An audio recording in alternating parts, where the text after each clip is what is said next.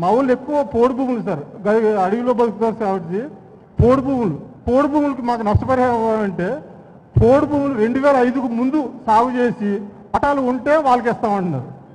2005కు ముందు పట్టాలు ఉండాలంట సార్. అంటే నేను నాకు 10 ఎకరాలు ఉన్నా పట్టాలు లేకపోతే మాకెవరు సార్. అదే పాత గ్రామంలో ఉంటే మేము అదే ఆ కొండ దగ్గర దొరికి ఆకులు కలిసి తినేవాళ్ళం కదా సార్. మేము పాత గ్రామంలో ఉంటే చింతపండు, కుంకుడుకాయలు, తేనె, అటవీ పట్టలు అన్నీ మాకు దొరికేవి సార్. మేము తీరుగా బయట అమ్ముకొని మేము బతికేవాళ్ళం. ఇప్పుడు అవన్నీ ఎప్పుకోవాల్సిన పరిస్థితి ఏర్పడిందండి.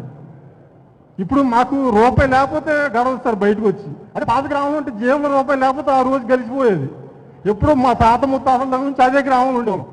కానీ ఈ రోజుల్లో బయటికి తీసుకొచ్చి ఏదో 2 లక్షలు, 3 లక్షలు, 5 లక్షలు మాకు ప్రధానంగా జీవనోపాధి పోయింది సార్. ఇప్పుడు మేము అక్కడ ఉంటే అడవిని నమ్ముకొని నేను నా పిల్లలు వాళ్ళ పిల్లల జీవనోపాధి పోయింది సార్. ఇప్పుడు మేము అక్కడ ఉంటే అడవిని నమ్ముకొని నేను నా పిల్లలు వాళ్ళ పిల్లలు నమ్ముకొని బతికేవాళ్ళం. ఇప్పుడు 5 లక్షలు ఇచ్చేసి నువ్వు బయటికి వెళ్ళిపోరంటే సార్, ఇప్పుడు ఈ బిల్డింగ్ ఉంది సార్, ఈ బిల్డింగ్ మీకు నష్టపరిహారం 10 లక్షలు ఇచ్చేస్తే వెళ్ళిపోమంటే ఇది ఊరుకుంటారు సార్. ఇప్పుడు దీనికి పరిహారం ఇవ్వాలి కదా. అలాంటిది మా గిరిజనుల్ని పొలాలు తీసుకొని ఇల్లు పోయి మొత్తం బయటకు వచ్చాం, సర్వం కోల్పోయాం. మా ఆవేదన ఒకసారి అర్థం చేసుకుంటాం సార్. మేము ఎప్పటి నుంచో బయట సార్. ఇవి రాక లాస్ట్ ఇయర్ సార్ 65 రోజులు నిరాహార దీక్ష చేసింది సార్ పొలంలో.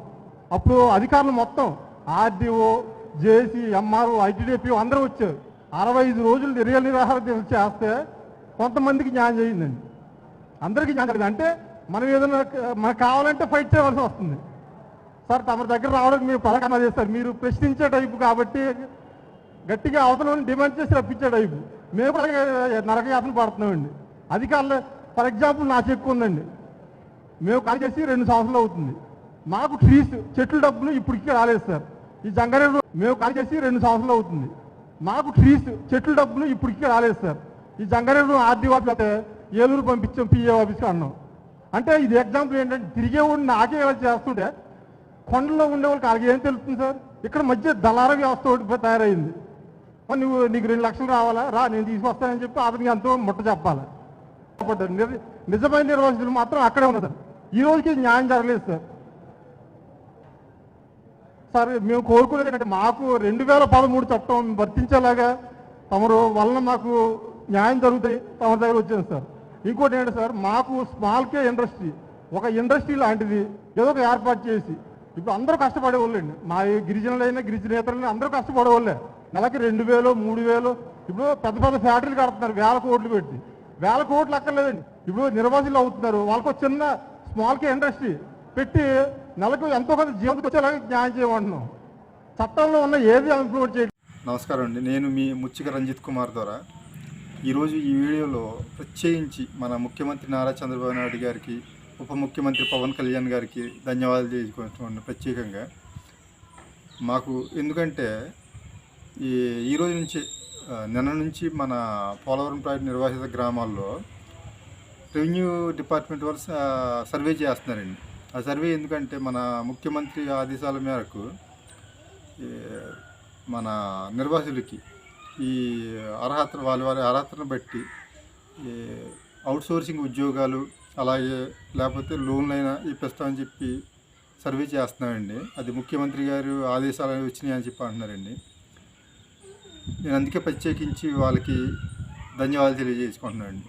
ఎందుకంటే మేము గతం నుంచి కూడా ఈ పోలవరం ప్రాజెక్టు మొదలైనప్పటి నుంచి పనులు మొదలైనప్పటి నుంచి కూడా మేము చెప్తున్నామండి, దరఖాస్తులు పెడుతున్నాం.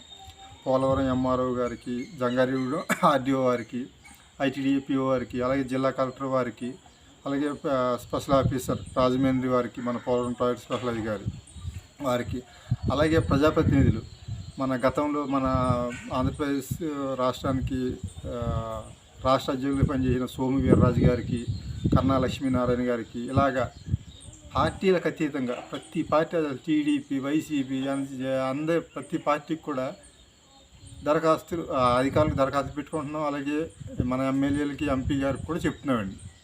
ఏదైనా పబ్లిక్ మీటింగ్లో చెప్తానే ఉన్నాయండి నేను.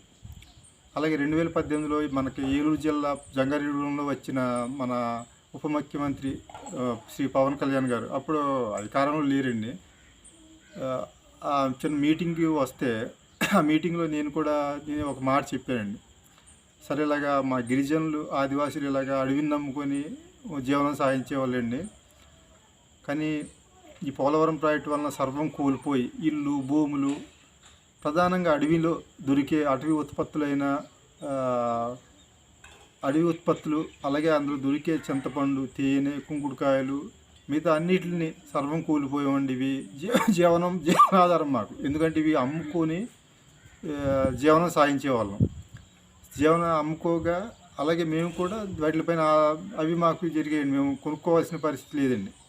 ఈరోజు మేము ఏమైతే చెప్పామో మీకు బయటికి తరలించిన తర్వాత నిర్వహిత కొత్త పునరావాస గ్రామాలకి ఇప్పుడు మేము ఏది చెప్పాము, చింతపండు అయినా కుంకుడుకాయలైనా తేనైనా తర్వాత జీడి పిక్కలు అక్కడ మాకు కొనుక్కోవాల్సిన లేదండి. ఇప్పుడు పప్పు అయినా కానీ ఏదైనా ప్రతిదీ కొనుక్కోవాల్సిందే. అలాగే అడవిలో దొరికే ఆకుకూరలు కూరగాయలు ఈ ఆకులు అలాగే జీవనం గడిచిపోయేదండి.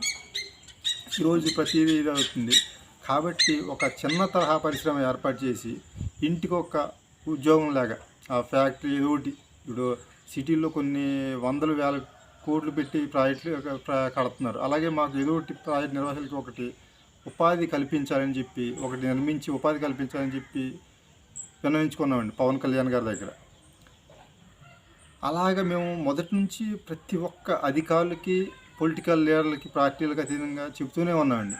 ఈరోజు నిన్న నుంచి ఇలాగ ముఖ్యమంత్రి గారి ఆదేశాల మేరకు ఇలాగ అవుట్సోర్సింగ్ ఉద్యోగాలైనా లోన్లైనా ఇస్తామని చెప్పి సర్వే చేస్తున్నారండి.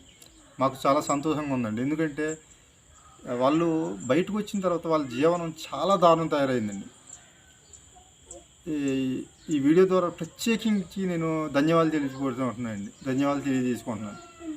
ఇది ఏదో సర్వే చేసి అలాగే ఆఫ్ చేయడం కాకుండా నిర్వాసితులకి ఇప్పుడు చెప్పినట్టు ఇప్పుడు చిన్న తరహా పరిశ్రమ ఏర్పాటు చేసి ఏదో అన్నం మేము ఆల్టర్నేట్గా అవుట్సోర్సింగ్ అయినా లోన్లు అయినా ఇప్పిస్తామన్నారు. దానికి కృతజ్ఞతలు తెలియజేసుకుంటున్నాం నిర్వాసితులు అందరి తరపున. ఇదైనా ఆచరణ కార్యరూపం దాచాలని చెప్పి వారికి ప్రత్యేకించి మరొక్కసారి ధన్యవాదాలు తెలియజేసుకుంటూ ఈ వీడియో ద్వారా తెలియజేసుకుంటాను. నమస్కారం.